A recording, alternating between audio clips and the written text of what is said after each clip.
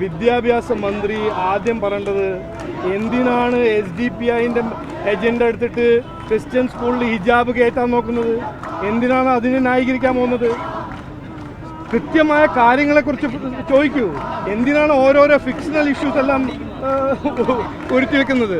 ഇതിൽ കാവിക്കൊടിയോ ഇതിൽ ഒന്നുമില്ല. നാഷണൽ എഡ്യൂക്കേഷൻ പോളിസിയിൽ പറയേണ്ട കാര്യങ്ങളൊന്നും പറയണം. എന്തിനാണ് സ്കൂളുകളെ തന്നെ ഭീഷണിപ്പെടുത്തുന്നത്? ഒരു വിദ്യാഭ്യാസ മന്ത്രിയാണെങ്കിൽ കുട്ടികളെ സഹായിക്കുക, വിദ്യാഭ്യാസ മേഖലയിൽ ലബോറട്ടറീസും ആ മേഖലയിൽ വേറെ നല്ല കാര്യങ്ങൾ ചെയ്യുക. അതൊന്നും ചെയ്യാണ്ട് 75% കേരള ഗവൺമെൻറ് സ്കൂൾസ് എല്ലാം അൺസേഫ് ആണെന്ന് പറഞ്ഞത് ആരാണ്? വിദ്യാഭ്യാസ മന്ത്രി ആ സ്കൂളുകളെല്ലാം നന്നാക്കുന്ന പകരം ഒരു നല്ല സ്കൂളിന്റെ മാനേജ്മെന്റിനെ ഭീഷണിപ്പെടുത്തുന്നു. ഇതാണ് CPMന്റെ ഒരു രീതി, CPMന്റെ ഭരണം. ഇതിന് മതിയായി, ജനങ്ങൾക്ക് മതി. നമസ്കാരം. ജനങ്ങൾ ആ കാലം കഴിഞ്ഞു. ഇനിയിപ്പോൾ സോഷ്യൽ മീഡിയ ഉണ്ട്, മാധ്യമങ്ങളുണ്ട്. ജനങ്ങൾ കൃത്യമായി ഇഷ്യൂ ഫോളോ ചെയ്യുന്നുണ്ട്.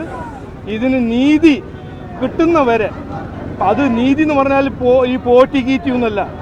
ഇത് എങ്ങനെ നടന്നു, ആരുടെ സഹായം, സർക്കാരിൽ ആരാണ് ഇതിനെ സഹായിച്ചത്, ആരാണ് ഇതിനെ എനേബിൾ ചെയ്തത്, ഇതെല്ലാം കൃത്യമായി അന്വേഷിച്ച് പിടിക്കണം. എനിക്ക് നാഷണൽ എഡ്യൂക്കേഷൻ പോളിസി ഇവിടെ ഇംപ്ലിമെന്റ് ചെയ്താൽ എനിക്ക് വളരെ സന്തോഷം ഉണ്ടാവും. ഞാൻ ആദ്യം പറഞ്ഞിട്ടുണ്ട്, ഇന്നും പറയുന്നു.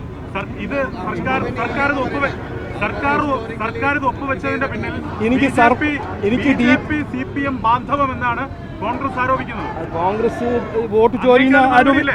നോക്കൂ, കോൺഗ്രസ്സുകാര് ആരോപണത്തിന്റെ എക്സ്പേർട്സ് ആണെന്ന് നിങ്ങൾക്ക് എല്ലാവർക്കും അറിയാം.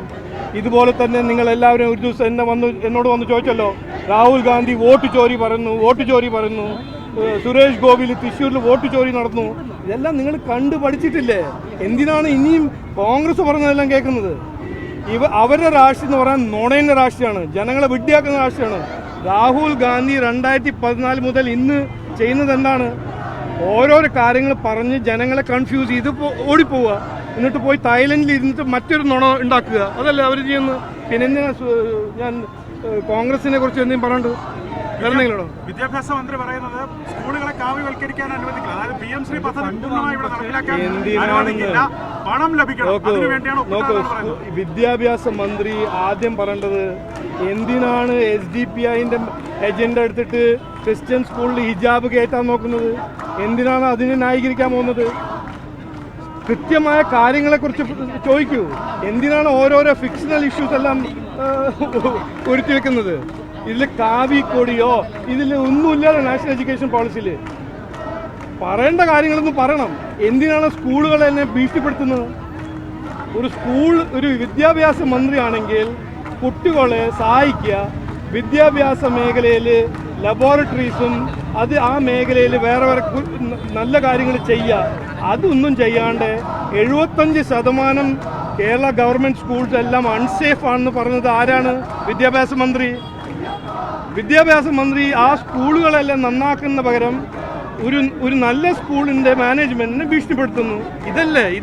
ഇതാണ് CPMന്റെ ഒരു രീതി, CPMന്റെ ഭരണം.